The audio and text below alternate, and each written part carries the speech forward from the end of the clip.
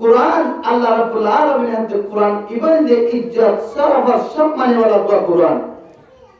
and Quran যে কুরআন কি यहाँ तक के एन उनको इज्जत वाला कुरान काफिर यहूद नसरा का कुरान और मुहालिफ और ये कुरान कोई बल्ला आयते आसे যেমন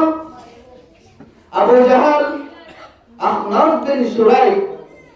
আবু সুফিয়ান তারা তিনজন ঈমান নোয়ানে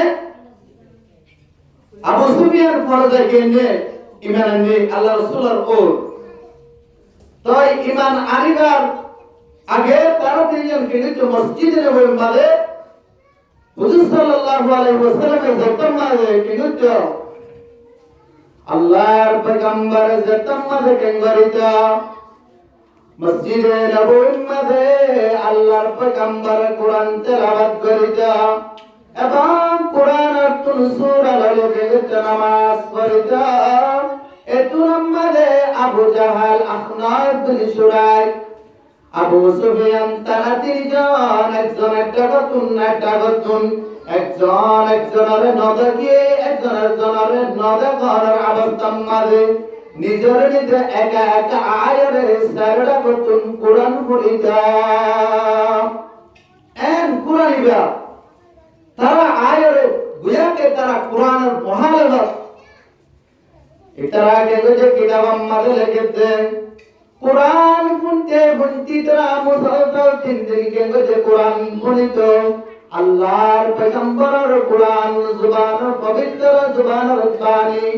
कुरान तलावत करी करी तरजान तेरी जान जाते जाते सारे वजगम पर जलाइता একটা সময় আছে